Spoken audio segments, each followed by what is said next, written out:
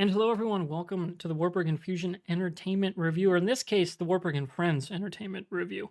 I'm your host, Thomas, aka Mr. Wartburg, and alongside me, fulfilling the F in the Friends today, is Mr. Christian Young.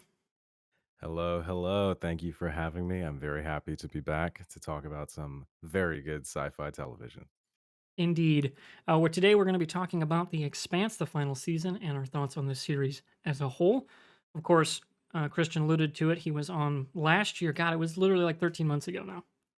Yeah, Time is crazy. it was like December. It Yeah, was like just right before Christmas, I yeah, think. December 2020. It feels like so long ago. That It really was does. Yeah, because we weren't even through season 5 yet, were we? I think we did that after the That's a good first batch of question. episodes. I think we did the first 3, Yeah, and I then want to we say. then we continued, yeah. So I that want to was say the that's last right. time we spoke about The Expanse Mhm. exclusively. Of course, Mhm. Mhm. through a couple different discords, we've been talking about it as we go, but this is the first chance we're gonna talk about the final season and our thoughts on everything now that it's "finished" in quotations. Because is it? Well, Hopefully in quotations. yeah, hopefully, but we'll get into that as I'm we begging go. in quotations. Yeah.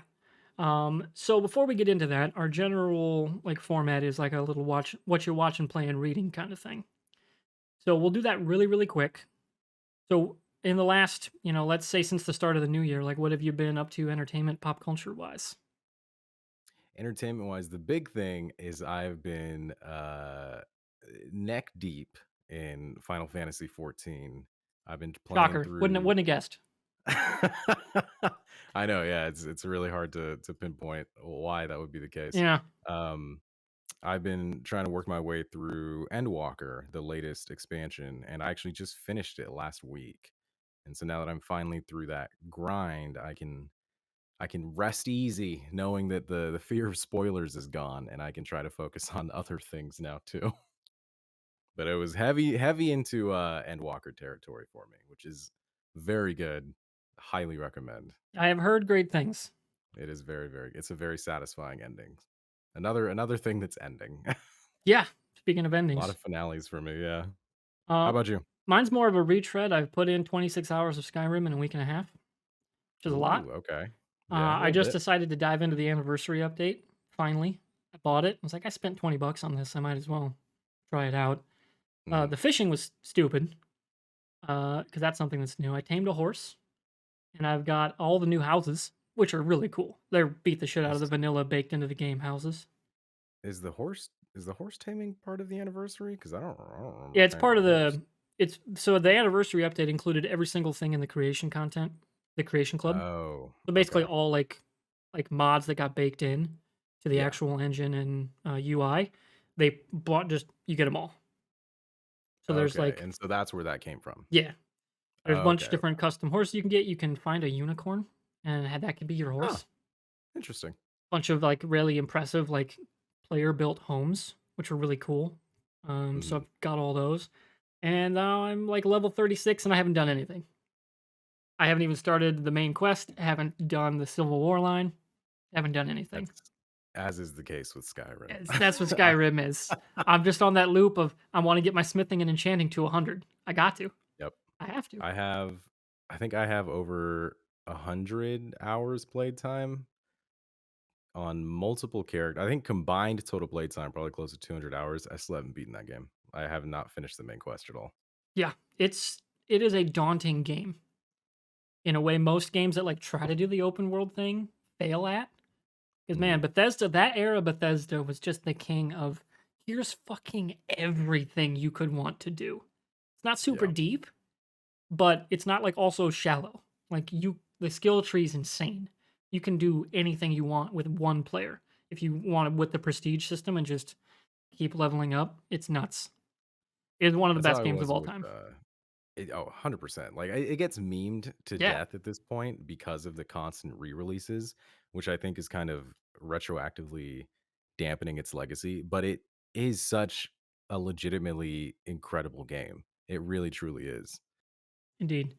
Uh, That and Fallout 3, I would argue both of them are like some of Bethesda's best. Yeah, no question at all. And I want to give a shout out to our Twitch chat as we are live over at twitch.tv/MrWartburg, where we record these every other week. This week I actually have two. We're doing this tonight, and on Friday I'm having Noobs on to talk about Halo Infinite. He just finished the campaign, Ooh, and he's the biggest Halo I'm fan I know. So I've yet to start that campaign. I need to start it now. I enjoyed the shit out of it. I had one That's what I've heard. I had one friend who I've seen on Twitter. I'm like, you didn't like this? Are do you have a soul? Like, the issues he had were, like, point for point my highlights. I'm like, Really? I don't know what to take from that. That's so Okay, weird. my question, since I have not started the campaign yet, I skipped Halo 5 because I was not hyped about it, and then I heard mediocre to awful things. Do I need to have played 5 to fully appreciate and understand Infinite? No, I will say that I appreciate 343 trying to do stuff with the Forerunner, like, lore. It's Mhm. cool, like, in that precursor society kinda way where, like, Expanse kinda gets on the margins about that, right? Like, it's pick a sci-fi, IP, there's that kinda precursor society and civilization arc. They really fucking went for it with 4 and 5. I think 4 hit it better than 5 did, and Okay. 5 also butchered a bunch of the human characters, Okay. so that it, like, is worse overall in general. Whereas 4 Yeah. is a tighter story because it's about Chief and Cortana plus all this other new Forerunner shit.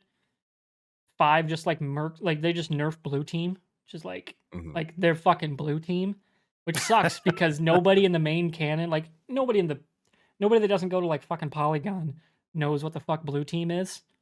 Mhm. Like, it's not a mainstream audience thing, it's a hardcore thing, and they just nerf them right out of the gate. It was very Yeah, I mean, frustrating. you mentioning Blue Team, I know the name Blue Team, but I know nothing Yeah, about them. they're the original, like, Chiefs' original team. Like, they're the Oh, best of the best. okay. Yeah, yeah, yeah. Great Okay. characters in the books, like, I know I was watching your stream last night, and Nick was like, "Oh, I'm reading some Halo books." I think he's talking Mhm. about, uh, the Halo, Flood and or maybe the one that's after Fall of Reach, but Blue Team features Mhm. heavily in those, and they're Okay, great okay. characters, and they just never did anything with them, which it's like, why'd you even Mm. introduce them? It's there's Okay. cool pieces to both of those games that just don't all the way come together, and I'd in agree with that. Infinite feels like they were like, "Oh, we can oh, here we go, we got it," and we're just off to the races. Like, they just figured out Yeah, what it just works works. and okay. Still, I think 'Cause, coulda yeah, like used 2 or 3 months of polish, but they wanted to get it out for the 20th. yeah. I don't think Which is fair. understandable on Xbox's side. You Yeah. were making this big PR push about Halo 20, and then Halo gets pushed a year later or 6 months later. Eeh, that would have not Yeah. been great, but that's enough Halo talk. We Yes. gotta get to the Let's Expanse. get back on topic, Get back please. on topic, indeed. It's time to talk about the Expanse. Season 6 aired, I guess, 4 days ago? Was it Sunday? Saturday? Yeah, 4 Yes. days ago. Yeah, 4 Because days ago was the we, of finale. course, Amazon drops everything GMT, so we get it Central Time because that's the best time, the night before. So that was last Thursday. You got caught up this weekend because you were waiting for the binge. Yeah, it's funny, I I wasn't able to I had planned on watching live, right? But then I wasn't able to for I think the first 2 episodes I missed just because I was slammed.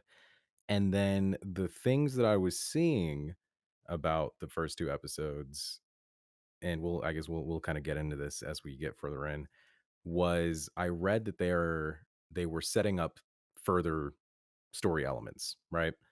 And so one of my hesitations with wanting to get caught up was in the back of my mind, I was like, I don't know how I feel about wanting to get invested in these plot threads that they're setting up when I know full well they're not going to pay off because this is the final season.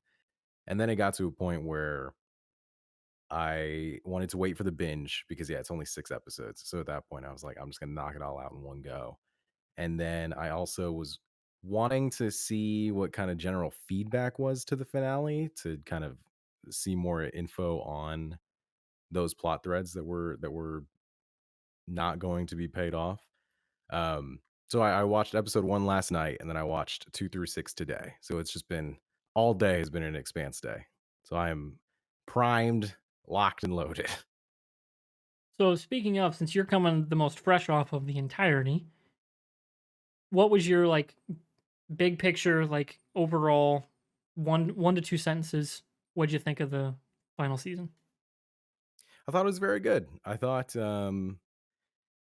it it was a satisfying conclusion, and while there is setup for future stories, I don't feel like it's needed. I guess that would be it. It feels like it's one of those stories just based on what was presented in the show. It feels like one of those stories that you can be left to the imagination of, oh, that's something that they're going to deal with. That's a future adventure for them. But where the characters ended in the series, I thought was a satisfying conclusion. That was much longer than one or two sentences. Oh, that's fair. That's fair enough. Because my echo on that is just that's pretty much exactly what I thought. I Mhm. to expand on that in while we're talking about the Expanse, trying to work in that pun somewhere. Uh, is I appreciated them creatively being like, no, we're not cutting this out. It's all on the table. Just because Mhm. Amazon doesn't want to do something doesn't mean we don't. And I appreciate them still wanting to put that on there. That way, if it does ever get picked up, they have that thread, that framework's built, like it's done. They don't have to, hey, here's like here's the setup for this society. Like they already have that in the can. Plus, maybe on the production side, them wanting to be like, hey, there's a thread here we could go with if someone wants to pick this up. Leaving themselves that option, and also pretty faithfully adapting. I believe that's the Strange Dogs story. That's their cold open for each episode. Yes, I believe so. Yeah, and I appreciate them putting that front and center. Like that is you have to watch this. It's not Mhm. ancillary content like the X-ray bonus content, which I'll get into in a second, which was awesome. Which I have not watched yet. Ooh, it's phenomenal. Like I can't Yeah. believe some of those scenes were not in the actual show, which is crazy to me. But maybe that was a trade-off for them doing the strange dog things, so that Amazon, gets their X-ray content because clearly they're trying to push that. Apparently, Yeah. The Boys is going to have some similar stuff. I hear. Can't remember Oh, what really? article I saw, but that's where they're going to throw some ancillary, like well-produced content that's like That's not extraneous. surprising. So Yeah. like Amazon's wanting to push that. That's a feature I have never once used. The X-ray? No, other than like the casting that pops up, like the bonus Mhm. content things, it's just annoying to me. I don't like the pop-ups on I my UI. I didn't even know that they did the X-ray bonus content until this season of The Expanse. I have no idea how long they've been They doing haven't it, been. This what is the they've first done it time, on. and they didn't tell Oh, anyone. was it? Oh, Yeah, okay. that was the other thing. They didn't tell anyone. They weren't Mhm. like everyone beating the drum of go watch this stuff, which was so very odd that Amazon didn't also like heavily promote it. Yeah. It built its own like it's got its own separate IMDb thing, so it's like a Does it separate really? like mini The season of the X-ray stuff? show. Yeah, Oh, wow. yeah. It was odd, I'll say. Yeah. But back to the thoughts on the season as a whole. I really enjoyed it. Like you said, it narratively tied off a lot of the major character arcs. Everything was more or less wrapped up in a, like in a fitting finale type way. But it's a continuing story. It's what I wanted out of like we talked in the pre-show about some supernatural. What I wanted out of the supernatural finale. You know, just leave them going down the highway kind of story. Mhm. We didn't get that with supernatural, but we did with the Expanse, Mhm. which I really really appreciated. So let's Yeah, dive in. I was gonna say I agree. I respect their decision to just commit to the story they were telling and not feel like they had to restrict themselves in any way because it was the last season. Like that they knowing full well there was not the possibility of continuing, that they still went ahead and went with what they felt was best. I will say I am a little disappointed that the plot threads that were not resolved related to the proto molecule, considering the show started with the proto molecule. I wish there had been closure on that story itself, but that's starting to just get Yeah, nitpicky, I feel.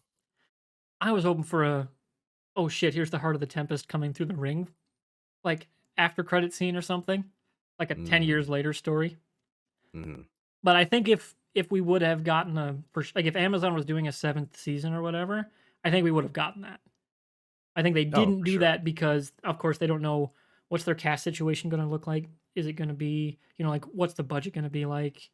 Like where are the characters going to be? Are we going to do 10 years or the 30-year time jump from the books? Mhm.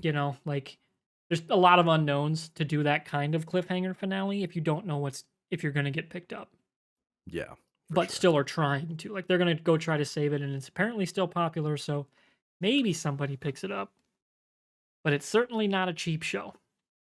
Oh, So, no, not at some of all. the shots in this season blew me away. Like they were incredible.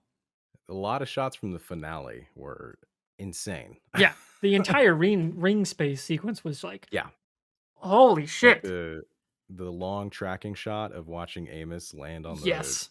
In- the ring insane. station. Yeah, you just like that's how you have to react to that. Like it's just stunning to watch it happen, and you feel as tense as all the characters do with everything going on, and it was just an incredibly well done like final battle sequence with Absolutely, multiple planes of action going on. Loved it. absolutely. So let's dive in a little granularly into the final 6 episodes. So, what Let's do it. specifically worked the best for you? Like, what was a standout moment? Your favorite character arc? Like what worked and like stood out as, man, this was the best part of the season for me. Hmm. I don't know about a specific character, but throughout the entire show, I've always thought that the show shined whenever we were on the Rocinante with that crew. And any other um B plot, C plot that happened throughout the series was always it ranged from like fine to mediocre to amazing, but I feel like the Rocinante was the one constant of quality throughout the season and or throughout the series, and this season was exactly the same. Seeing the dynamics of the crew and just honestly, what I really appreciated was their uh willingness to communicate with each other. Like you had the scene where Holden um terminates the missile, right? He Hmm. stops it from exploding. And then that's really the only secret that is amongst the crew for the entire season. Even then, it's a secret for like half an episode. And then Amos confronts Holden about it. Holden tells Naomi about it. Amos tells Freddie. Amos tells Bobby about it. Like everyone, there's never a moment where they're trying to hide things from each other, and it just kind of shows the level of trust that that crew has. And I think that's really the heart of the show, in my opinion. I agree. That was really good to see. I was wondering how those dynamics would work after the cast shuffling by killing off Alex. Yeah, Because in the books, the character is still around, and he's definitely that kind of like glue character that keeps everybody together. So I was wondering how they were going to navigate that, and I thought they did that really well, especially in the finale. Like him and Bobby and Amos talking with Alex's music playing, and them like talking yeah, on that note.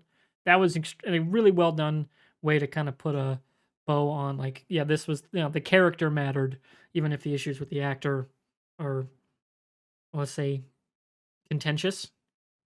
Maybe is the problematic. yeah, problematic, right? Yeah, But the character still served an important part of the story, and I yeah, appreciated that came around yeah. as They as did we a went very along. good job of honoring the character, even though he was gone. I thought it was very well done.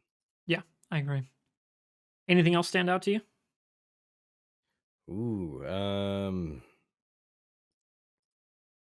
I will say I was thoroughly impressed by Phillips' character arc because I did not really like him I in season remember 5. that from the start of season Yeah, 5. You were not a fan.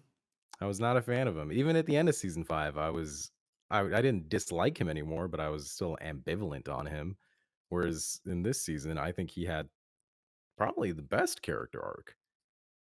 Yeah, Like it the just took a scenes while of to get there. him, it took a long while to get there. Yeah, But the scenes of him and I don't remember the character's name, but the other builder. the other belter, yeah, who had the brother on series. That though the scenes with those 2 and then watching their relationship kinda grow and seeing what Philip does for him, and then it all culminating in Philip finally recognizing his Marco for what he is and then leaving the ship, which I thought was a very good reveal, by the way, that Yeah. Phillips survived. I thought it was like I think it was probably the best character arc for me. And that's coming from someone who did not like him last season. So kudos to the writing and kudos to the actor. Yeah. Like I thought they both of those, his father and him, obviously they had different tasks. Like one guy's got supposed to be this, guy that believes in himself so hard that he's like he's that arrogant villain. And he does a really good job embodying that. I don't particularly like those characters, but that's just like across it doesn't matter who's doing it. I just don't like that kind of villain. Mhm. But that's his function in the story. And he was a good enough villain for that.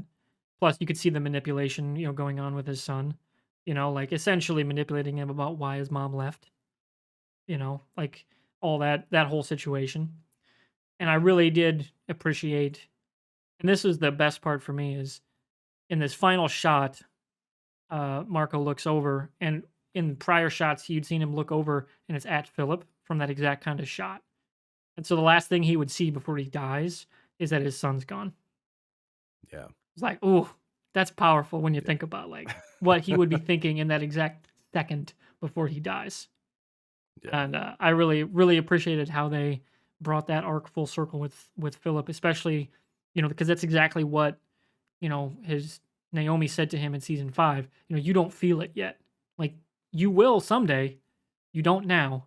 And she's speaking from experience because of what happened in her past, and that it came true. Like you could see him realize in the start of season 6, like it's getting to him. Like dude helped basically kill a planet. Yeah. Like that, like what that, like thinking about all that death that you caused, and then how he responds. He shoots his friend, tells off his dad, gets thrown, like basically put on shit duty, and then he meets this friend who like opens his eyes to like what's really important, and then finds out, of course, that somebody disarmed that torpedo, and I'm assuming the character thinks it's his mom, and then See, that's what because nobody I was tells trying to him. remember. Yeah, because I don't remember where it left off in season 5. Do Philip and Marco know that Naomi's alive? I can't remember. I know they know that she survives when she gets to the ship that I'm blanking on the name of, but I don't remember if they know that she gets off that ship alive. I could not for the life of me recall. I think they would because they would know the Firehawk, which was under Alex's name, was Yeah. there. Did they? I couldn't remember that Well, either. I mean, like just in universe, like we knew they were keeping an eye on the ship because they Mhm. knew it like was out of control, and that Naomi had somehow gotten control of the ship in some way. But I don't know if they ever got confirmation that she was back with the Rocinante. Yeah. I couldn't remember that. I didn't know if that was ever established or not. Yeah, I that's would a if good I had more question. time, I would have gone back and rewatched the season 5 Sounds like finale we to need to try to rewatch see. the whole season, the whole series. All right, you Yeah. convinced me. All right. Thank Didn't you. take much. For me, what worked the best? I'll go back to my notes here because I got a lot, but it's pretty short for this part. I have one that stands out, which was the episode 4, uh, the sequences with Kamina Drummer. Like really, her arc the whole season was incredible. Going from the on the run fugitive to, she's basically the woman in charge at the end of everything. And her "This is Kamina Drummer" like speech to Marco. It's like one of the hypest moments I've ever seen. Just somebody talking to a screen is all it is. But It that was a woman very has a good speech. presence to her Yeah, as it was a Kamina very Drummer, good speech. and it was incredible. That whole sequence with them assaulting the supply depot, which was such a cool visual of it spinning and then them grappling into nowhere and then it catching and them landing on the containers. It makes sense, Yeah, but it's super cool to watch it happen.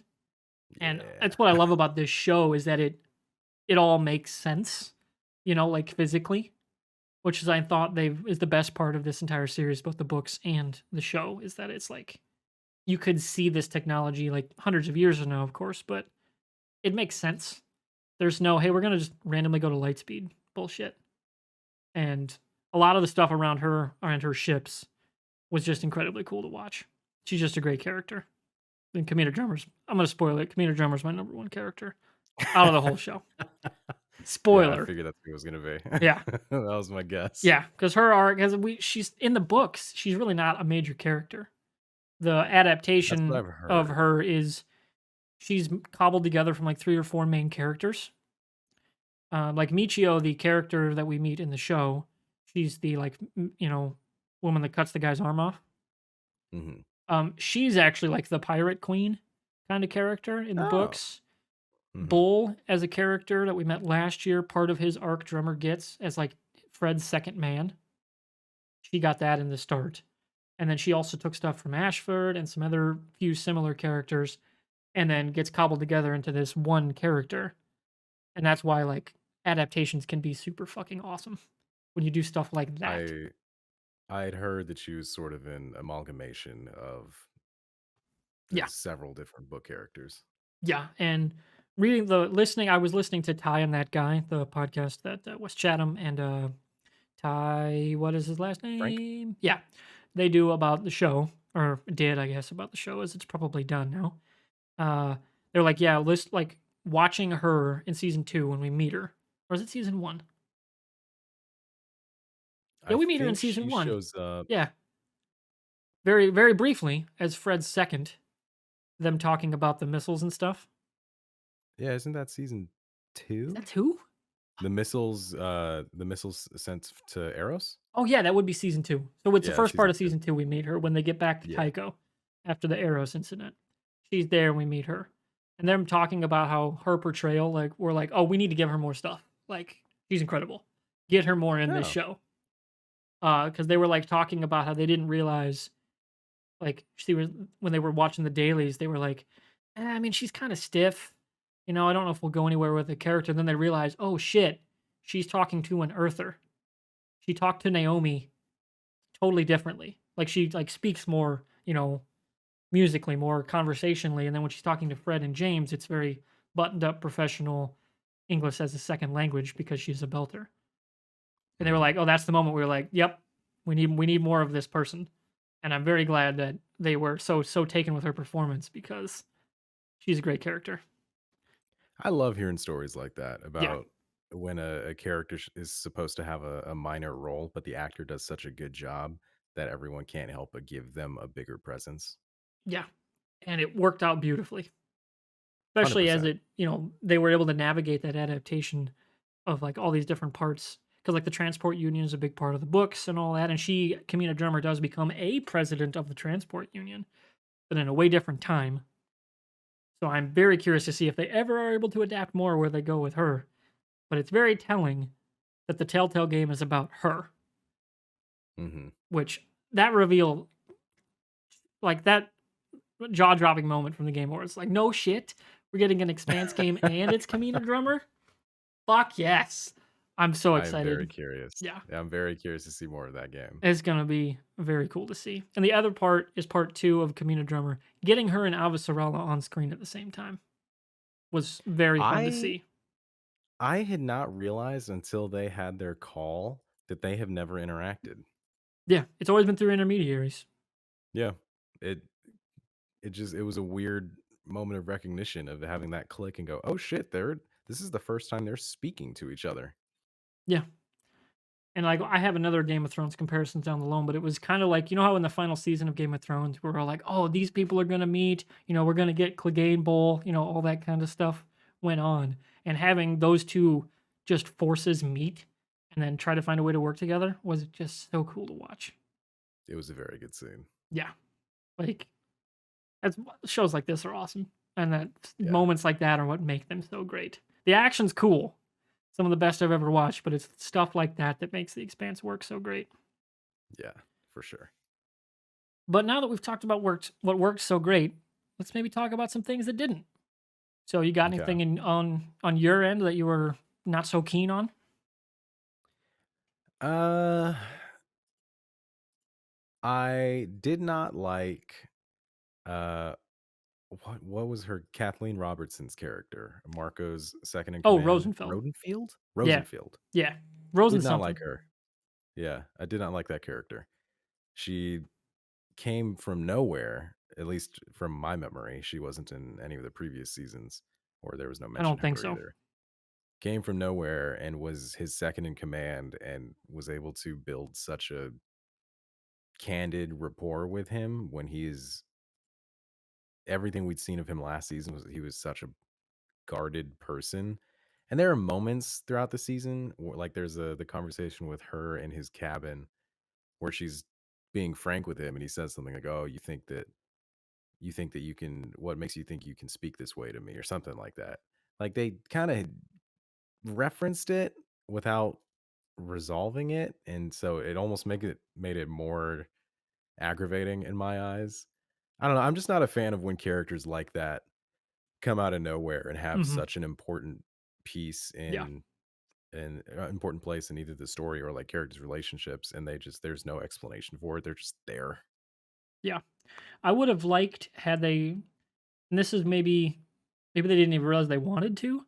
Well, the is it Kiral, the character that dies on Drummer's ship last year? That was like his lieutenant. I don't remember her name, but yeah, I know who you're talking about. If like she had been on the ship, and that when she dies and Marco just like fluffs it off like it's nothing, that's when Philip goes, "Oh shit, he's a monster. He doesn't Mhm. care about anybody." You know, like this woman who was a big part of his life growing up and Marco's life after Naomi left. If that kind of character had been killed in a final battle and Marco's just like, who cares? Like, and then have that be his, like, I gotta leave. Like, he's gonna get me Yeah, killed and not care moment would have, I think, been a little more punch to it. But I agreed. mean, I thought the actor did a fine job. It was more just that it's the final season and she only had 6 episodes to work with. I mean, yeah, like, no Yeah. discredit to Yeah. Kathleen Robertson. It was, yeah, just writing-wise, I was not a fan. Yeah. And that's a tough thing to pull off because, like, maybe you took a piece off the board 2 seasons ago, and then you realize going into the final season, "Oh, man, would have been great to have that character still around." Yeah, Like, right. writing those pieces, having done some, like, really low level, like, amateurish, writing myself. It's hard. Getting to the ending's a bitch and a half. I know what Oh. I have a story in mind, it's a comic story. It's like, I have my ending, I got my intro. The fuck do I get all these pieces there?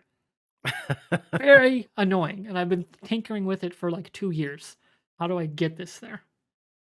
It's frustrating. So I get that part is just, yeah, it kinda fell flat, and it was almost like, is there supposed to be sexual tension there? Right? Like, I that's how it couldn't was tell. played in it early on, and then I'm like, "Maybe there's not. I don't know. Is it all a There were power s grab for her?" Yeah, there were some moments where it felt like there was, and then, like you said, there felt like there wasn't because it felt like she was trying to manipulate him. I could not tell. I could not tell for the life of me. Yeah. Anything else beyond her character's kinda introduction/arc stand out as maybe a low point? Or Low lower, maybe? points. Um,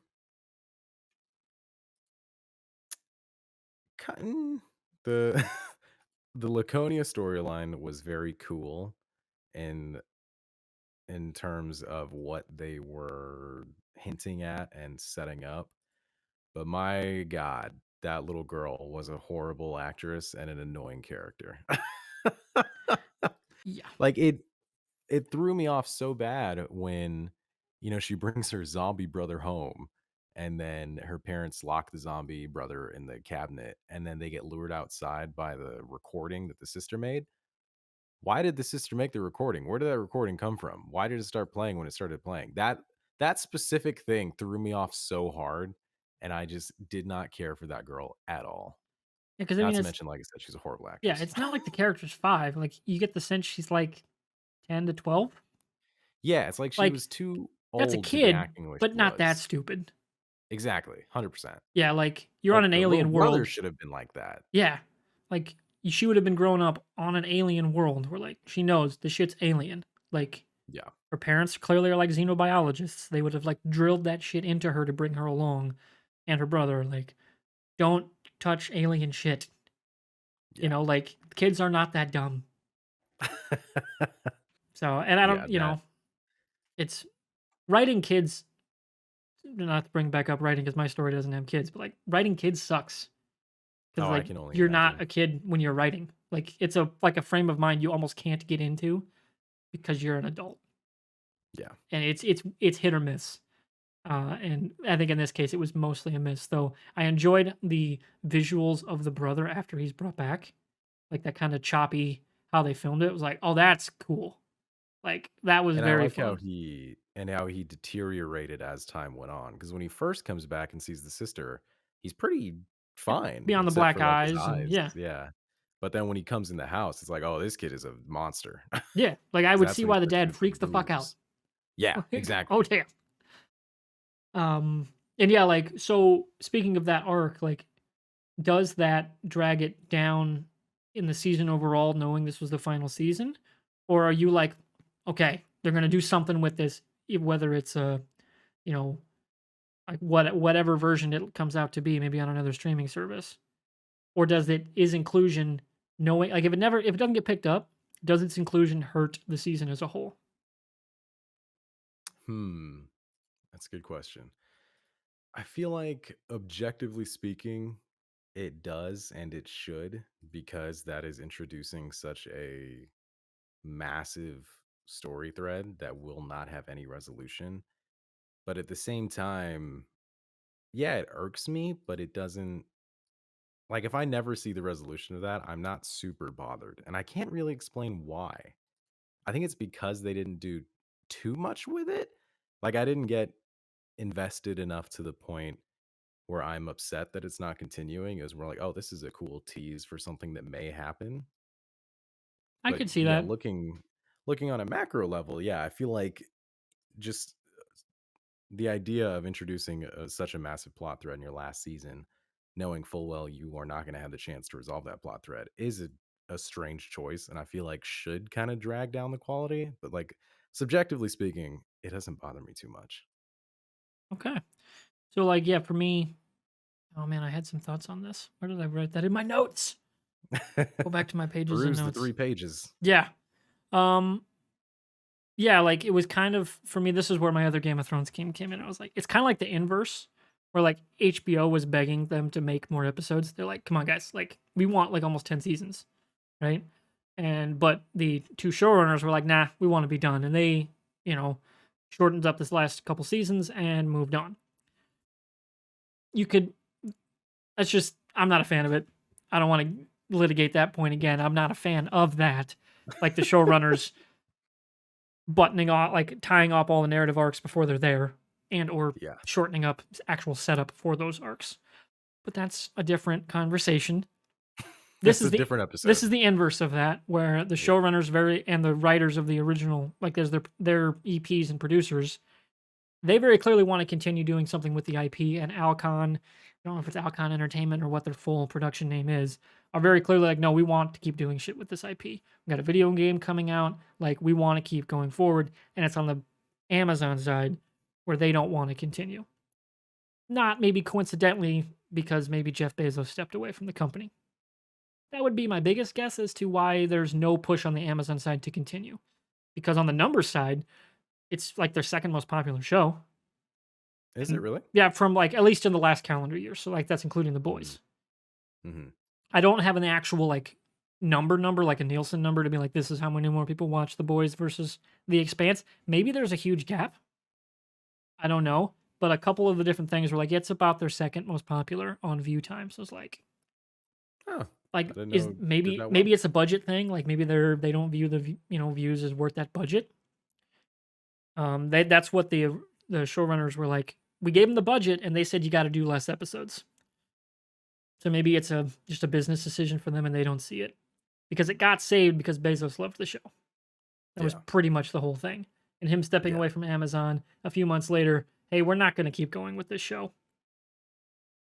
It's one that's one of those like it'd be a lower down on the priority list, but I could see that being like the straw that broke the back kind of situation, potentially, yeah. you know. So hopefully there's another billionaire out there who wants to save this show. Come on, Um Elon. yeah. You like space? Yeah. Yeah, put it on Netflix or something. They need some sci-fi shit. Lost in Space is done.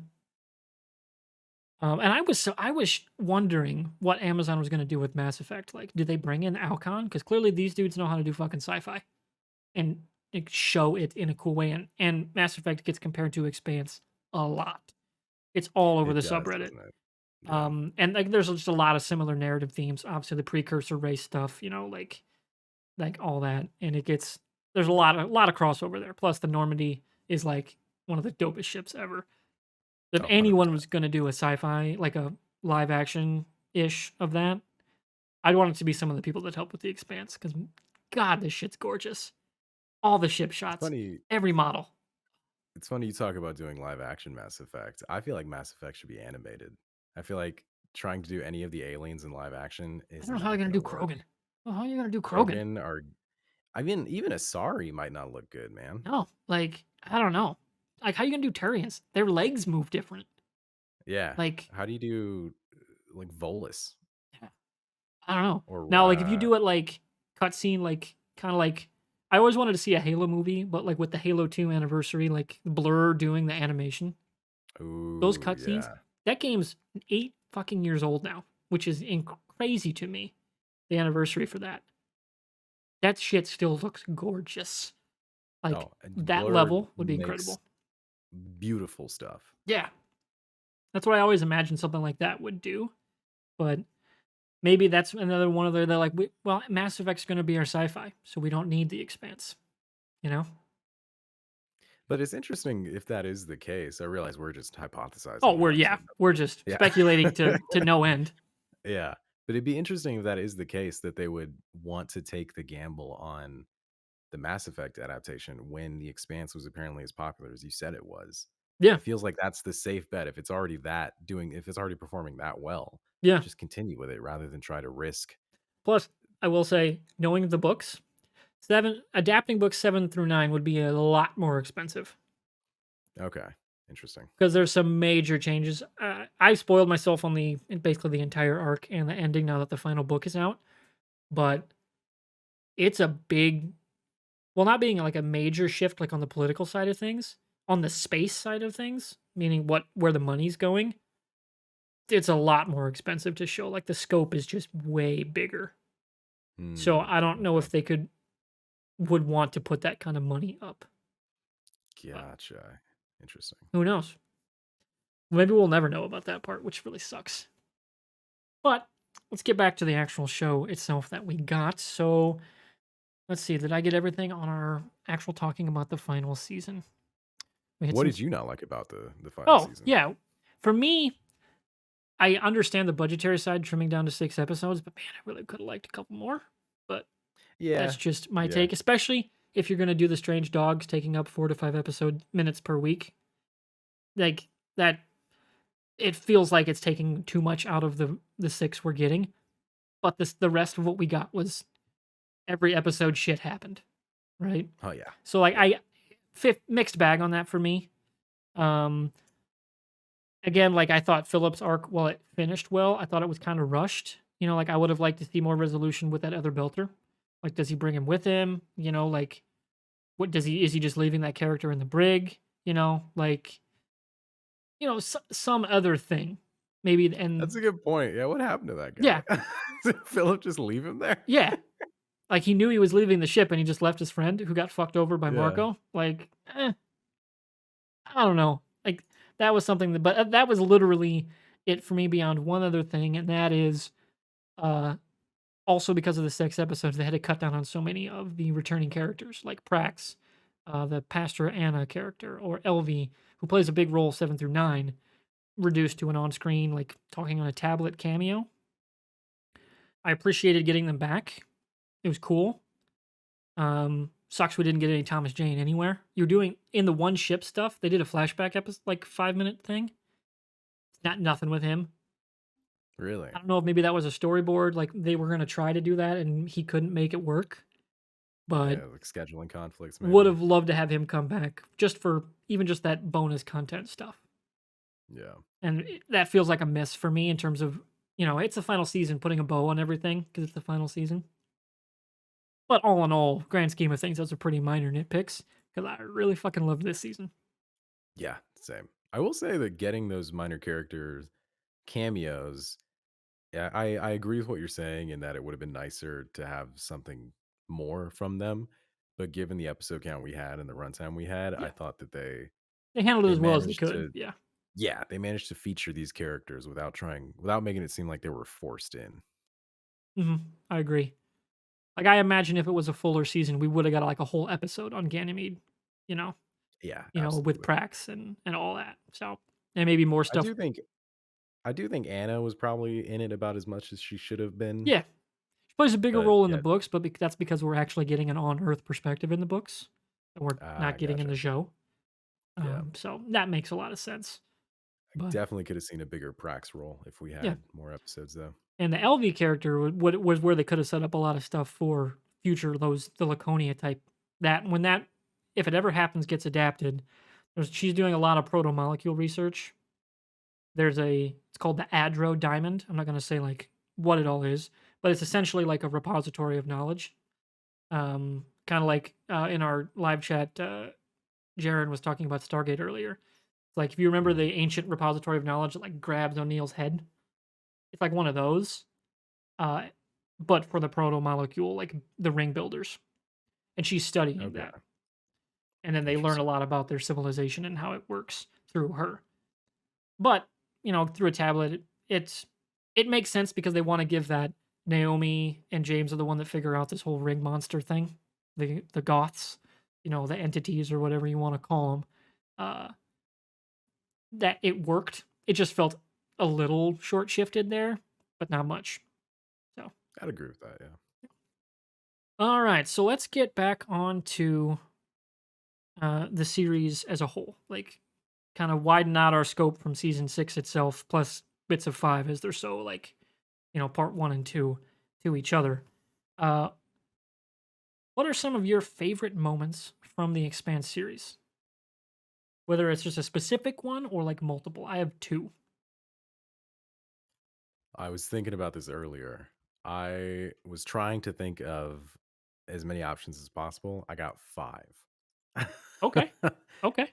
In no particular order, but I have 5. I have, the when the Rossi is chasing after Eros in season 2, That's on my list. and yeah, and Holden is trying to tell, or not Holden, Miller is trying to tell Holden to peel off Yeah. while they're, like, being juiced like, they're Yeah. on the Yeah. verge of death, and Holden is like, "I can't do that."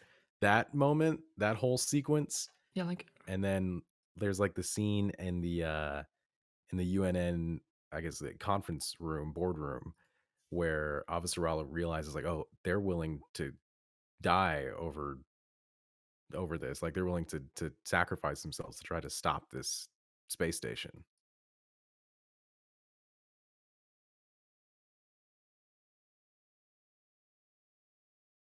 and say, yeah, like that moment with Holden, like are you gonna try to negotiate with with a space station? Like, Yeah. excellent, excellent cut Yeah. into the action. Loved that. Let's see, that's one of them, and then another moment is when the Rossi is entering the ring for the first time in season 3, Hmm. where they are on the run from everybody, basically, and they get the missile fired on them from Oh Drummer. god, that shot is so cool. Yeah, and then the scene where Holden is trying to go talk to Hallucination Miller, and Amos goes after him, and then the line from Holden where he's like, "All after all we've been through, have I ever asked you to trust me?" or something like that. And Amos says no, and Holden says, "I'm asking you now." And then they go into the ring, and then end on that shot of them just floating with the rocket. Season, oh Dude, that whole basically, like, once Eros goes sideways on, good god. Like, you could just yeah, sit in a weekend and just goddamn, that may be one of the greatest, like, 10 to 15 episode runs of any show I've ever watched. It absolutely agreed, was awesome. 100% agreed. Yeah, and then the other three moments are smaller moments. It's the Amos's "I am that guy" scene and line, Mhm. which I feel kind of goes without saying. And then when the mutineers fail to overthrow Fred Oh, yeah. and Drummer kills them back in season 2, I believe. Yep. And then in season 3, when Drummer is helping Holden and Naomi, and Ashford is talking to her, and he says a line about like, "Oh, you said you were willing to die for a greater cause or something," and Drummer just goes, "I still am," and then she just ends the call. Yeah, after she bolts on fucking robot legs. Yeah. God, this woman is insane. Yeah. Yeah, It's telling that my favorite moments, 4 of them had to do with Amos and Drummer. they're two great characters. Yeah. Which also tells me if you ever get around to reading the books, you're gonna really like where Amos ends up. But I'll just Interesting. say that. Okay. It's Okay. so fucking weird, but so also perfectly Amos. I can't describe it. I can't I will describe it say any more than that. I purposely chose to not read the books once I got deep into the show because I wanted to avoid the comparisons that I Mhm, would eventually, like, be bound to make. I wanted to view the show as its own entity, and then once the show was done, I wanted to go back and read the books. So I that can hopefully help me delineate, so I wouldn't be watching the show and be like, "Oh, they could have done this. Oh, why didn't they do that?" Or mhm. just avoiding those comparisons. So now that the show's done, I plan to finally read the books. Yeah, for me, 1 through 9 plus the short novellas they're doing. Once it's all like in a collection, I'm gonna buy that and it's going on the shelf. Ooh, Because I have okay. a Rossi model that still has not shipped. Damn it! Really? I know Eagle Moss has some supply issues now, and they pushed it back to March. I was really hoping to have it by the time the season ended, but sadly, I do not. That's gonna go with my stuff of my ships. So I will say it is interesting that in the finale episode summary on Amazon, it says season finale and yeah, not series finale. That's exactly. interesting. Like that was odd, but that maybe points to the contention of like who canceled it. True. Canceled. Because you're saying that Amazon refused to Yeah, pay for anymore. And I trust you since you listen to Time yeah. and that guy. I have not watched any of it, but I had heard in the grand scheme of hearsay that it was Alcon who pulled out of Hmm. making more with Amazon. No idea if there's any truth to that or if it's just a bunch of like internet Reddit Or maybe yeah, posts I could see it as debating a one way or the Alcon just other. didn't like getting told it's too expensive or like shorten up your episodes because Yeah, obviously that maybe. made them change their story. Yeah. You know, I could see that, especially with the writers being involved as heavily as they are. Yeah, like a So combination of the two. yeah, yeah, like maybe they both are just like it's time to go our separate ways, kind of Yeah, thing. Because it possibly. sounds like this is a similar deal to where Amazon has like that kind of 2 year window, kind of like when Marvel was on Netflix and they couldn't do anything with Yeah, those yeah, characters for 2 years, even if they wanted to, which clearly they did. So maybe we're in that kind of wait and see what happens. Makes sense possibly. because after this season, there's a big time jump. I've read about that. Is it you mentioned earlier, In is the it book, it's 30 30, years? 30. but for the writers have talked about in the practicalities of doing it live action, they could make 10 years work with the story. Okay. Especially because in the book, like a few main characters that get to Laconia and like help figure out the tech weren't in the book. So and you can hand wave and get things done quicker in a actual like show than you can in a book, right? Because That's they true. can make it Yeah. take as long as they want. Whereas in a show, like actors are only their age for so long, Yeah. before you got to do stuff. So I could see them doing like a 10-year jump instead. Maybe it Okay. serves the purpose of their time jump too. Like they just make it work. That'd be really cool. But It'd be that's a bold decision. yeah, like the whenever if something does happen, whether it's we're done, the series is over kind of statement, or there's an announcement it gets picked back up, I'm very curious to see what comes out of what happened regarding season 6 like decision making. Yeah. That's going to be I'd something love I to want to hear, read about like in depth. yeah, the behind the scenes Yeah, stories. it's Yeah, so for cool. sure. Like I loved reading about that kind of stuff. Same. But So those were my favorite moments. What were yours? You said you had I had 2? two. You hit on one of them. Um, so the Rossi chasing after arrows, and for me, that moment really starts with they're in that UN, war room with Amasarala and Aaron Wright, who I really, God, what a just perfect political dick to hate in the first few I seasons. loved Aaron Wright. Yeah, like He was he such a good he character. was just a great like bad guy, like antagonist more than bad guy, and really awesome in that role.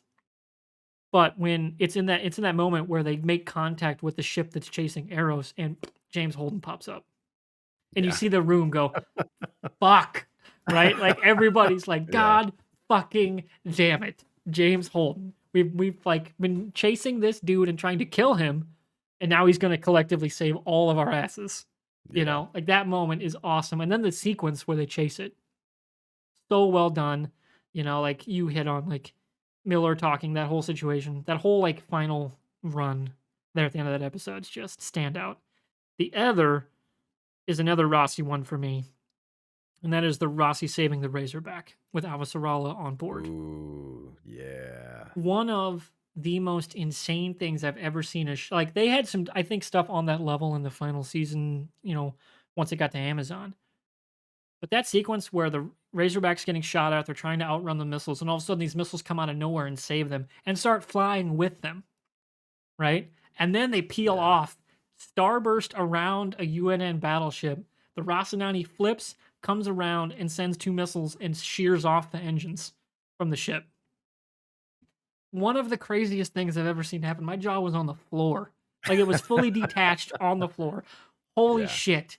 They made That that, is and a it very didn't good look pick. like usual CGI garbage. It looked perfect.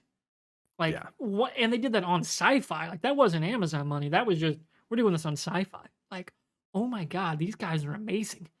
This show knows what the fuck it's doing. And Their it's space, like their ship animations have always been so good yeah, throughout the entire series. like from the jump, the flip and burn with the Canterbury. Like that might be that was also another one on my maybe put it on the list moments because it's a oh, this is what kind of show it is.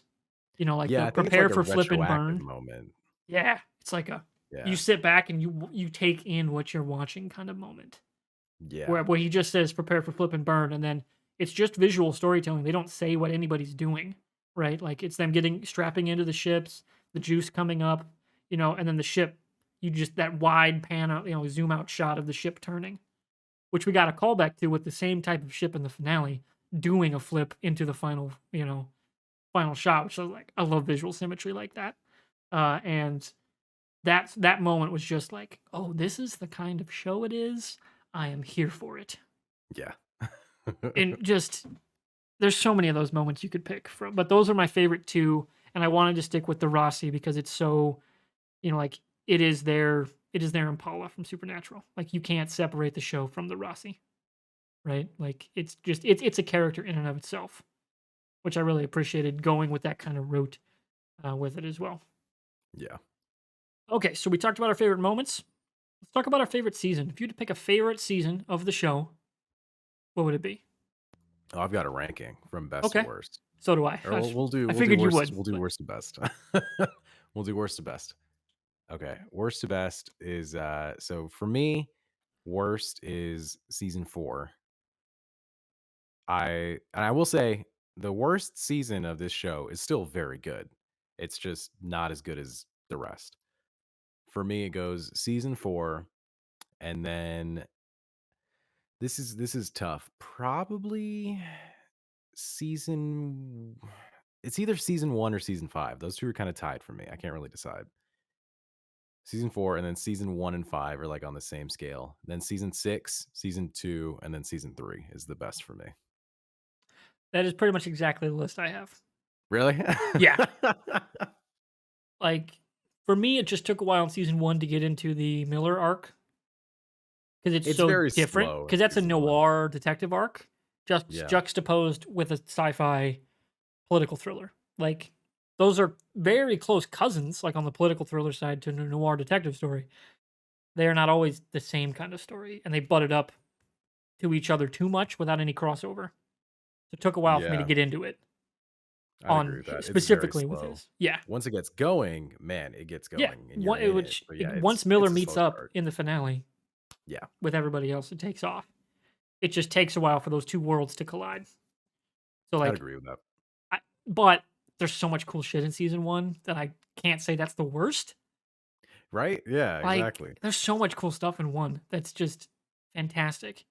Like the Donager going down, like stuff. Oh, so cool! Like, incredible to watch. Like 4-5-1. Pick a number on my day, and that's the worst season, maybe. You know, Okay. they Yeah, yeah. each have their really big strengths, and they have some drawbacks for each one. Um, like 4. I think 4 is too narrow. It's all on Illis plus Avasarala stuff. So like, The other thing with 4 for me was I just did not like any of the new characters in 4 except for Mercury. The one character was supposed to dislike, I thought was great, and I could not that stand dude. Oh anybody god, what is else. his name? The actor. I know it. Ugh.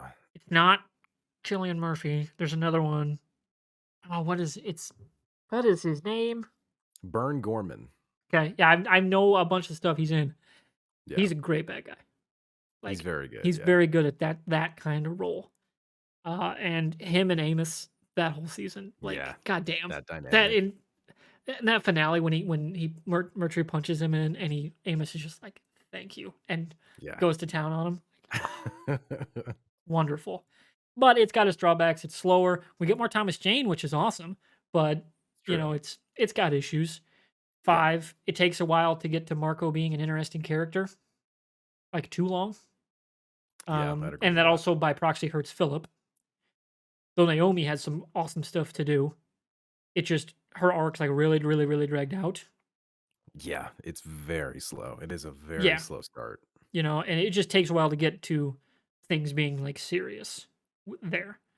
Um, I will that being said, season 5 does have one of the best episodes of the show. It's episode is it 4? When it's basically when the rocks hit and then when, the oh coup starts when Fred dies. yeah, It's basically the episode where shit hits the fan. yeah, That yeah. is one of the best episodes of the show. That episode is so goddamn good. It's awesome. And then like 6, I really, really, oh, yeah, 6 I would put maybe in slot 3, right? I think it's better than the 1, 4, or 5, but it's not as good as seasons 2 and 3. Like I Yeah. said, seasons 2 and 3 are maybe some of the best television of all time. Yeah, 100%. So those are 2. Pick a season, and go from there because they're so close together. Like The fact that the middle of each of those seasons, of seasons 2 and 3, felt like finales tells you just how much was happening in those seasons. yeah, it was incredible, and I almost kind of want to see the world where Expanse stayed on Sci-Fi. Like, does that Really? change how they tell the story? Because like it felt like they were adapting the stories faster, like in a more condensed format to Mhm. pick up the pace and keep it more. Every single episode's just a banger. And I wonder if a shift to Amazon let them spread things out more, which is cool. But I wonder what it would have looked like if it had stayed on Sci-Fi. Would it have only been five seasons? I don't know. Yeah, that's a good question. You know, maybe they wouldn't have even had done an Illis arc. Maybe it would have just stayed with Marco. I don't Yeah. know. That I hadn't even that's thought about that. yeah. Like that. It's just a weird one of those like what ifs. Where I kind of want to see what Yeah. they would have done. Interesting. All right, so that's enough talking about the seasons and our ranking. Let's talk about our favorite characters. Let's get even more granular. Let's talk our favorite Let's do it. characters. Let's do I've already spoiled one of mine, it. so I'll go first on this one. Yeah, My go for it. top is Kamina Drummer. I think because of the whole background with like she wasn't supposed to be a main part of the story, and then just by being so fucking good in like making the Belter side of the story so much more emotionally impactful, other than just through Naomi being on the Rossi. Like here's this actual Belter character staying with the Belter faction and carrying that weight all the way through the end. Fucking awesome. With some just straight up this is her moment. Like that this is Kamina Drummer moment. Like everything with her and Ashford starting from antagonists to then kind of mentor protege friends relationship. So cool. Like they handled that so really, really well. Yeah. Second is that guy, Amos Burden. And third is Clace Ashford. Another one of those. In the books, the guy's a total shitbag. He actually has brain damage when because he gets hit in the head. He's like kind of fucked up, and people don't like him. Like nobody likes Mhm. the guy. So sorry to spoil you on that one, but nobody likes him. But in the show, just the actor's portrayal and how it changed from seasons 3 to 4, like and his death, I've few character deaths in a show have made me as just like I want to crawl through the screen and kill Marco myself. than that moment. Like, and that speaks to how good his portrayal of his character was. David, Mhm. oh, how do you say his last name? I know how to Str- spell it, but yeah, I don't know how to Like say it. Strathern? Strathairn? Yeah, something. Strahairn? It's something with an Strathairn? ST. And he's in a bunch of my favorite like IPs because he's just a good, really good character actor, and Mhm. that character is awesome because of him. Fourth for me, Bobby Draper. I just really like everything about Frankie Adams brought to the table with that character. Usually, up until this season, kind of been in an ancillary role to things. Now she's like in the main Rossi crew in season 6. All her interactions, gold with everybody. Whether she's talking to Amisarala, talking to everybody on the Rossi, like she's just, she is the Marine. And it's awesome. And then last, I flipped a coin between Amisarala and Katyar, the spy. Because for very Mm. different reasons. Obviously, Avasarala is the main character. She's the main political driving force throughout most of the show. But Katyar is just so good in the minimal run we got with him. Kind of like Clay Yeah. Ashford. And they both go out, one less heroically than the other. Uh, how they like how that all comes up together, like both those characters. It's just so there's Katyar is just such a cool character. And then he Yeah. dies. Like, god Yeah. damn. But I Man, mean, it's yeah, that's my list. we have I had done a top 3. I hadn't thought about including dead characters in my list, but I think gun to my head, we probably have the same list, just different rankings. For me, number 1 is Amos Burton. Amos is one of my favorite characters I've seen ever. He's just such a cool character, and that the guy isn't a straight up sociopath, Yeah, but is but still like a a good one. protagonist. Yeah, like a good guy sociopath.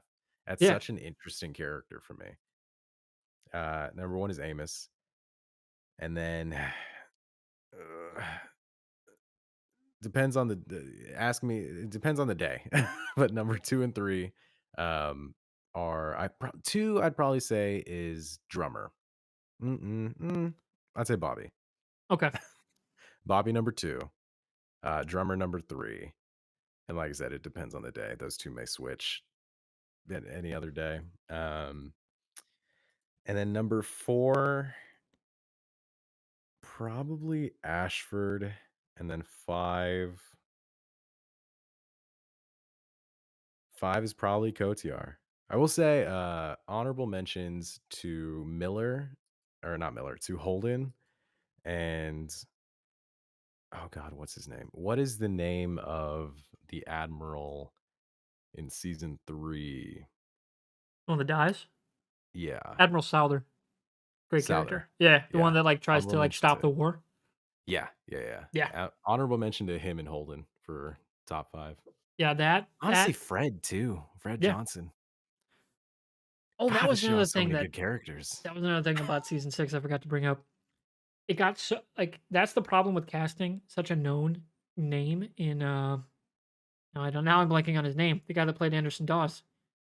Jared Harris? Is that his name? But Yes, that I think actor is so, super in yeah. demand. Like he's one of the best working actors. He's in the Foundation now on Apple TV. Like and in the show he's not dead. Or in the books he's not dead. Yeah, they just killed him off screen. That threw Exactly. They me. killed him off screen because they couldn't get him back because he's busy. you know?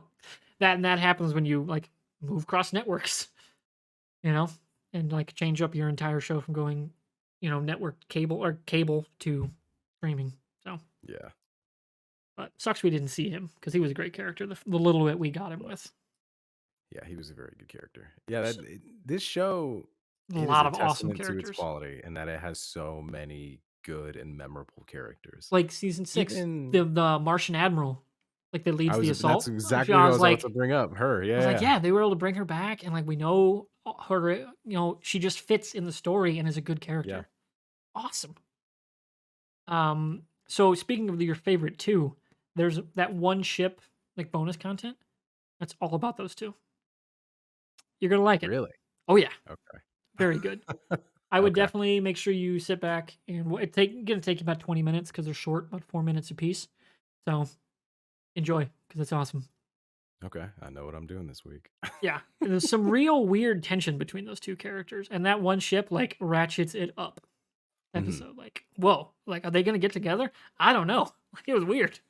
There was some tension between them, wasn't Yeah, there? yeah, and it came out of nowhere. I did not expect that, but it worked. I did not expect it, but at the same time, I wasn't surprised. Yeah, like it makes sense. Yeah, I was like, "Oh, alright. Yeah, and just one of those things that maybe on page wasn't there, and then you see it and you're like, oh, yeah, I like it. Yeah, okay, yeah, well, let it happen." Yeah. So we've come down to it here at the end. Clearly, we both really love the show. So my first question is, does it crack your all-time like Mount Rushmore of sci-fi shows, basically, or it maybe shows in general too, like broader picture, not just sci-fi? Like, and if so, what's it like up there with? You know, it's funny, I was thinking about where does it compare to other sci-fi shows, and it made me realize I have not really finished a lot of sci-fi shows. Like, Ooh, I I was got never a big recommendations. Star Trek guy. I've tried Star Treks, and I just couldn't get into any of them. I tried, Battlestar Galactica, and I couldn't get into it. Granted, I've heard that it has a rough start and I need to power through. Yes, it's And then yeah. I never watched Firefly. I saw Serenity, I mean, but like there's I so many wouldn't ever put sci-fi a one shows that season I show beyond maybe like Watchmen yeah, on any lists like that yeah. because they just leave way too much undone with Firefly for me to have it I on the think top. that's I think that's part of the reason I never got into it was because I know it's canceled and Yeah, granted they had Serenity to try to wrap stuff up, yeah, but and they I was like fucking I don't then want they to fucking jump into a kill Alan show. Tudyk. Fuck you, Joss Whedon, overbearing And tool bag. then Did you see his yeah, interview today? He who gave an what? interview to the New Yorker. Joss Joss Whedon. Whedon? Oh yeah, all Why? about the stuff with Justice League. Oh boy. Some weird takes he has. Oh boy. Yeah, I let's not get don't know mired in if the I weeds. Let's stay on the. Let's stay okay. on this. I don't want to go on any Joss Whedon rants. I've done that Sure. on this show before. Not a But huge yeah, fan. I was trying to think and I can't think of any other big sci-fi shows I've seen. Okay, so let's go with yourself, like kind of bigger Yeah. picture, any genre. Is this like in your top 5 all time of any show? Yes. I will say I'll when I think of top 5 any show, I don't know why, but I have to separate sitcom from rest of I can TV. see that because it's such a different format. Yeah, like any other kind of hour-long drama, whether it be sci-fi, action, or like actual drama, they just feel more tonally similar, I guess, narratively similar than a sitcom. Sitcoms are just such a different beast. Yeah. But I think looking at top 5 overall TV shows, yeah, absolutely. Okay. Like the only other show I can think of that I would liken to sci-fi that is on comparable ground is Agents of Shield. That's what I was wondering if you'd have on your list. The highs of Oh that yeah. show were so good. Like they Oh just yeah. hit No, so hard. Agents of Shield is top 5 also. Yeah. Yeah, it's another one of those shows that's got some low points, but man, when it hits, once it figures out what it is, it's a well-oiled machine, and I Yeah. really, really love it. And we were talking about how seasons 2 and 3 of The Expanse are some of the finest Yeah, television seasons ever made. I feel the same way about season 4 of Agents of Shield. I think that season is yeah. almost flawless. The framework arc by itself, I mean, holy Yeah. shit. That that's Yeah. a punch in the gut repeatedly. It's And awesome. it's so good, but only if you've like that is such a good example of how much power television storytelling can have because the framework arc only hits as hard as it does because you've watched 3.5 seasons up to this point. If that was Exactly. in like season 1, it'd have been who cares? It would have Yeah, been nothing. yeah. And that's why I like can like not like getting away from comic books where it's just here's a run and it's totally different next time. That's why I Mhm. like narrative stuff is really, really cool. So for me, and this is some I'm gonna stick with sci-fi for my list. So these are some Sure. recommendations from you. It's like number one on my list, I think start to finish. I mean, it's kind of 1A and 1B with the expanse, but we'll go 1A because I got Okay. into it first, It was around they started around the same time. I didn't get into the Expanse until like season 2. I would say 12 Monkeys. I heard that that show is That very good. and those two guys on those two shows on Sci-Fi were started at the same time. They were that kind of, I think, their last gasp at making like top shelf entertainment. Before that, because that was right after the rebrand to Sci-Fi, with the Mhm. Y's. And these were their first, like, I guess maybe first two shows on after that rebrand that are like, no, we're going for it. Like, this is some great shit. 12 Monkeys is maybe the greatest time travel show I've ever watched. Like, it's a show about like time as an entity, and it's awesome. Takes about Okay. four, like most shows, takes about 4 episodes before you get into the, here's what the show is. And that one has some great behind the scenes stuff too. Like, it wasn't supposed to be a 12 Monkeys show. They just grafted that lore onto it after it, like the pilot was shot, and they did a bunch of reshoots. And then it took them about 4 episodes to mesh it all, and then it's flawless. Maybe the greatest finale I've ever watched. Ooh, okay. 1B is The Expanse. So that's really 2. Number 3, Person of Interest. If I was I've heard The Person of Interest is a very, very good show. so Would good, you and classify it as sci-fi? I would, because it's Jonathan Nolan, who Okay. did Westworld and is going to do the Fallout show, which is why I'm super like, holy shit, that show might be great. And the backstory of that one is he basically lied to CBS about it being a sci-fi show. They're like, we'll give you a season 2, but you got to tone down the sci-fi stuff. And he's like, promise. And then he goes fucking hard in season 2 on, now we're gonna have warring AIs and philosophical like stuff about like Oh, self wow. determination and like the police state and like military surveillance and all that. It's Mhm. and on the side, it's also basically Batman without a mask and his Lucius Fox fighting crime in New York. Mhm. So cool. One of the coolest things I've ever watched, and it happened on fucking network TV, man. Like, that's what's insane to me in a time when everything had moved to, you know, premium cable. Because this would have been around the start of Justified. So like, 2010-ish, right? Right around there. That's Yeah. when that show was in its heyday. And it's like, damn, we got a show like that on fucking CBS. That's crazy. And then another one, this is a Star Trek one. If you're ever gonna get into Star Trek, it's gotta be Deep Space Nine. I don't think that was one of the ones I ever tried. Because Deep Space Nine, they actually do like a 4 season like fighting a war to save the Federation, like full on, whole lot of people die. It gets Mhm. dark. People commit, like one of the captains commits several war crimes, and Oh. like it gets heavy. Mhm. Definitely the most analog and how do I say that word? I would say it's the closest to modern storytelling Star Trek's ever gotten while still being good. Discovery is Okay. trying to do that serialized format, but it's not a good show. It doesn't Yeah. flow while also staying true to being Star Trek. Whereas like a show like Lower Decks does because it's a comedy. Whereas the 90s, like Deep Space Nine is the closest we got to that kind of modern day. We're gonna it's one continuous story. We're not gonna reset after 45 minutes. Like if a ship's fucked up, it's fucked up next episode, kind of thing. And it was really good. So for me alone, that's why it's on my Mount Rushmore, because it's got some of the coolest Star Trek moments of all time. And then my 5 is one that's also now, I did not know this until this morning. It's on HBO, Fringe. I always wanted to watch Fringe, It's on but I HBO Max now. never I okay, good to know. Yeah. That was one of those shows that I just missed. Like it was um when I first heard about it and wanted to get into it, it was like 2 seasons, maybe 3 seasons in, and that was before it was any streaming Yeah, service. because that So it was was in a always one weird of those era shows I was where, just like, yeah, Fox didn't know what they were doing. yeah. So it was one of those shows I was like, "Nah, I'll watch it someday because I've heard it rules. It sounds cool." Yeah.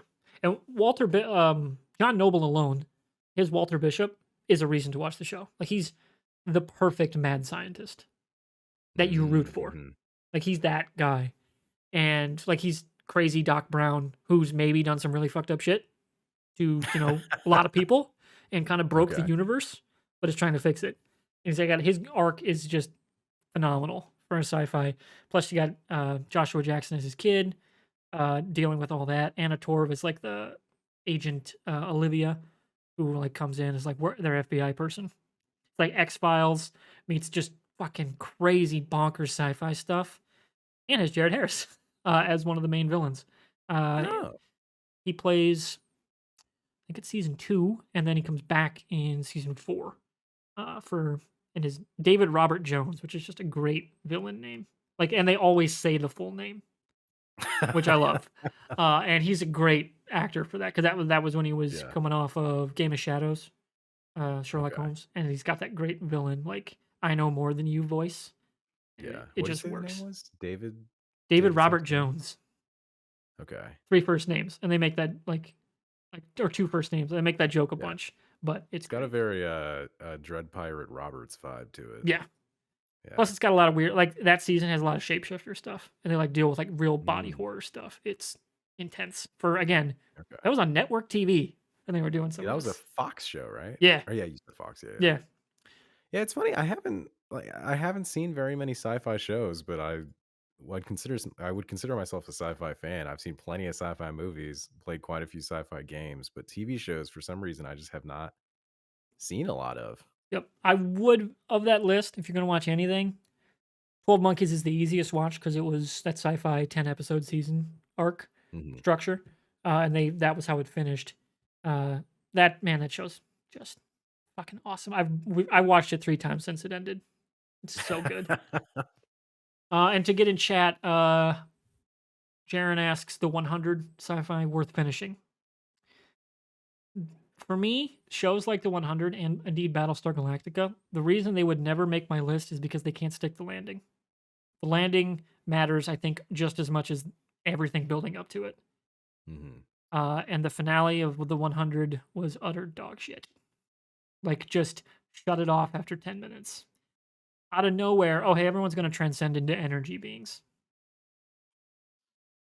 The Huh. fuck? None of that was Huh. set up.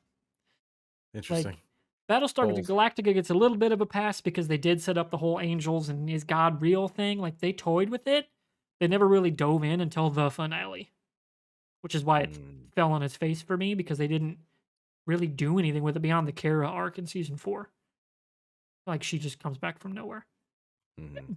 But they never really did anything with it up until the finale in a real meaningful way for me. It didn't connect until, oh, hey, the finale's all about that. Like, oh, that feels just like a pulling the rug out from under you. Gotcha. And a lot of shows do that. It's not just sci-fi. Game of Thrones comes to mind. Like, Yeah. if you're gonna have the rug pull out moment, that landing needs to be amazing. Oh, And yeah. it, That it's needs to be a so three-point often, landing. it's so often not. Yeah. Whereas shows like The Expanse, I think Fringe did something fucking bonkers. They went alt timeline for the entire final season, but they still make it work. I don't want to spoil any more than that if you ever watch it. It's crazy. Like, here's I mean, episode, Agents of Shield was toying yeah, with the same same kind of kind of thing. It's things. just Yeah. it's all different now. And then they Mhm. are able to button it back up in the finale, Yeah, they and tied it back in. they made it work. And Fringe was a similar case where they make it work. The 100, um, Battlestar Galactica didn't. So that's where I'm at on those. What are your thoughts on this is a sci-fi show I've always heard is very good. Not to bring it back to Joss Whedon, but what are your thoughts on Dollhouse? Did you ever watch that? That was that was right before the Fringe got started for me, I Because I've think. heard Dollhouse is incredible. Yeah, that's another one of those. I wish they would have been able to finish it shows, right? Because didn't that get canceled after season 2? I think so, yeah. Yeah, because that was when God, what is her name? Eliza Dushku? Yeah, like Yeah. yeah, her yeah, she that was right before that was her breakout show. And Yeah. yeah, they just never got to finish it. But yeah, I heard it was really cool. Like it's a very Same. Yeah, I interesting always heard it concept. was super cool. And I appreciate that Fox, at least back in the day, tried that shit. Like they had a Carl Urban, Michael, I think it was Michael Ealy, like Android show, like where Carl Hmm. Urban was working with this Android cop who was maybe, had a soul, in Oh, like, interesting. and it only lasted 1 season. Like Minka Kelly was his like partner slash potential love interest, and John Noble was also in it as the android creator. Like, and it only lasted 1 season, but it was dope. Like, it was cool. Mhm. Like, it just there was oh, man, this is a really fucking cool show that most other network TV shows don't do. Like Nikita Yeah. is the only one that, for me, in that era of TV, got close to that vibe. Nikita was pretty cool. Yeah, that was a show that always felt like it was supposed to be on Fox, not the CW. Yeah, that was not a CW show. No, like they did not have the money to do the shit Maggie Q could do. Like Yeah. she is awesome. I can't believe they haven't got her back in Mission Impossible. Like of all the people they could bring back for Mission Impossible stuff, Maggie Q's on the board. Mission Impossible. What the fuck are you doing? Ah. But I cannot wait for Mission Impossible 7. It comes out this September. Oh, God, I love those movies. They're what a franchise in Oh, what that. a comeback story. Like from 2. Yeah. 2 is so bad. Like it's a entirely skip it. Everybody knows it's the bottom of the rung on a rewatch. It does nothing for the franchise but set it back. And then man, does it come back hard. Yeah. So Like good. each one, excluding 4 for me, each one is better than the last because 3 is so good. 4 is all right. I'm not saying I dislike 4, but I think 3 and 5 are And 4 better is than just weird 4. because it's 4 is Brad just like an Bird if. and he's got a weird style as a director. Yeah. But then It's as soon as is it Christopher McQuarrie? yeah. Is Once that his he name? gets his hands on Mission Impossible 5 and Some of the 6, best like blockbusters that twist in the past when few they years. catch the bad guy in 5, that shit still gets me. It was Yeah. awesome. Oh, so fucking cool. Yeah. All right. Speaking of cool, we've spent the last hour and 20 some minutes talking about The Expanse, which I think is pretty cool. Oh, yeah. I'd say it's a Monday evening well spent. Indeed. So any closing thoughts on The Expanse series or final season as a whole?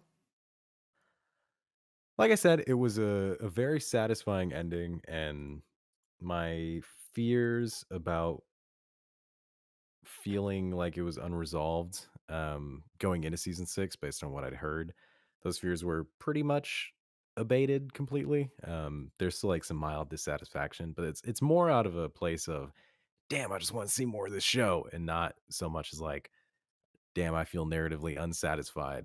Like I feel like I'm lacking closure. That was not the case. It's more Mhm. just like I just want the show to continue because it's so good. It is Yep. absolutely something I would continue to recommend to people, and just trying to think about my favorite moments made me want to just do a rewatch, honestly. Yeah. Like I watched a lot of clips. I alternated between that and Justified once the news broke about that coming back. Uh Mhm. like like you said, they managed to really tie off a lot in those 6 episodes. And I frequent the subreddit a lot, and mostly because I can kill time at work. And everyone was like, "Oh man, it's just too rushed. We're not getting long enough episodes. How are they going to tie all these things up?" And I'm like, "Guys, have you ever watched a TV show before? It's fan discourse is weird, and I try to stay out from Yeah. the discourse, but I'll watch the discourse. Man, some people just have entirely unrealistic expectations or underestimate what can be done way too often, and by way too Especially much. when it's especially when it's a series that or an adaptation Yeah, and they have that source material to compare to. yeah, Like and that the your writers are goalposts are working always going to with it. be You yeah. know, like there's a lot of comparisons in the fandom to what's going on with Game of Thrones. Like, oh, it's final season, they're not getting as much money, and I'm like, it's the exact opposite. They want to Yeah. do more, and they're all still there. Have some faith, but can't tell people anything. Yeah. You can have a podcast about it though. Oh yeah, you can talk about it, but you can't tell Exactly. people. Exactly. Can't put it in a Reddit thread or you'd get Yeah. downvoted to oblivion. All right. So that's going to wrap it up here. Anything you want to plug? Nah, just thanks for having me. Yeah. This is a blast. Like I said, getting to talk about an incredible TV show that I still even knowing that it's apparently the second most popular show on Amazon last year, I still feel like no one has seen it. It's very weird. Like I was Yeah. kicking around So like, oh, who could I have as a third? Because Fusion couldn't make it. He's not all the way caught up. And he didn't want to, drag anything down with non-spoiler talk. that's fair. So like, yeah, I promise he's not ducking you. Because I know it's he twice also now wasn't on I've been last on. time. Yeah, Yeah, your episode's the only 2 he hasn't made it. But he's not ducking you. He just isn't caught up on the show. that's fair. I was kicking around like, man, who do I ask? Like, I legit thought about shit like a month ago. Should I email Andrea or Renee? Be like, hey, fly on the like this complete long shot. You have no idea who I am. I know you like the show. She's one of the few Yeah. people on social media that I follow. I don't follow that many people, but it's a pretty wide spectrum. People, games industry, some like actual like not a couple working actors and a few people like that's what I follow. And I'm like, but nobody's talking about this show. Yeah. Like, it's never trending No, never. with like anybody that I talk about, or beyond yourself and a few people in Discord. I was like, well, I could ask Chloe, maybe, because I know she kind of watched it, but I don't know if she's super into it. But I was like, She loves it, but she's not caught up. yeah, like it's Yeah. such a weird thing. It's like I don't know who's caught up because like nobody I know is Yeah. tweeting about the show beyond you and Andrea. It was so Mhm. weird, but I knew I had to ask you because we'd already talked Oh, about yeah, it. of course. Yeah. But I mean, as yeah, soon as you asked, the answer was yes. yeah, like I wanted to sit down and just geek the fuck out about this show Yeah. because if anyone can't tell, I am a geek. I love this shit. I was saying before we started, I'm jealous of the shirt, the MCRN shirt. Yep, it's a good shirt. I want to Yeah. buy a few more, but I'm saving some money for the statues because man, they have a screaming firehawk / razorback. I'm like, Ooh. kind of want that. But I also have a friend who got a 3D printer and likes to do the painting. So I'm like, hey, you want to make me a Ah. 2-foot Normandy? That'd be awesome. Very expensive. So yeah, being a nerd's not cheap if you want to buy cool stuff. No, not at all. Yeah, no. All It's a right. hard life we live. Yeah, so hard. All right. Well, that's going to wrap it up here for Wafer number 35. Can't believe we're already to episode 35. That's crazy. And Congratulations. 36 is coming this week. We're going to have Brandon Newberger / Noobs. He's coming on to talk about Halo Infinite, the campaign, some multiplayer talk. Probably ranking the whole Halo franchise because he's played everything. I think he even played Spartan Ops or the Spartan Assault, the twin stick shooter. So he plays everything with Halo. And he's actually won my last 2 Halo wood burnies too from the charity streams. So the guy really likes his Halo. He's coming on for that, so be sure to check it out. You can, of course, follow Christian at XChinYoung on Twitter. Doesn't tweet a whole lot, but he's there. Yeah, I have a Twitter account. Yeah. That's about the You gonna be extent doing of it. any more stream stuff? I saw you streaming last night, of course. It's kind of at a point where if we feel like it, we'll do it. We had gotten to a point where we were just getting kind of burnt out on having to stick to the consistency, and Yeah. so it's Been kind there. of lost its luster for a little bit.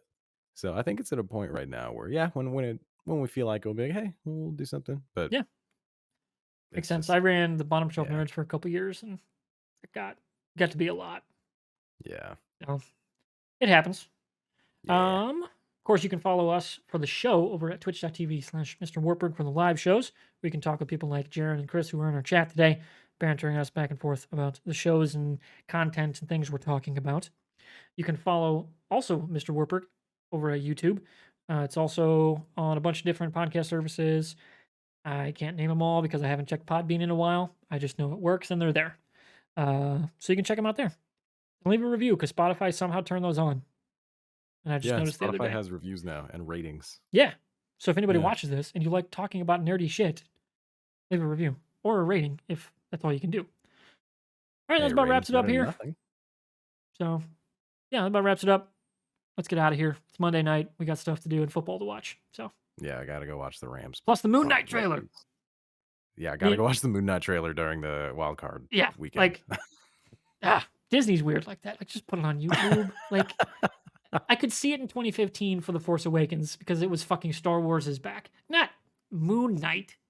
Like, come on. Football hype. They gotta catch it. I get it. It gets the eyeballs. I get the business side of it, but like, YouTube's a way bigger platform than sports will ever be. But that's old school way of thinking. It is true.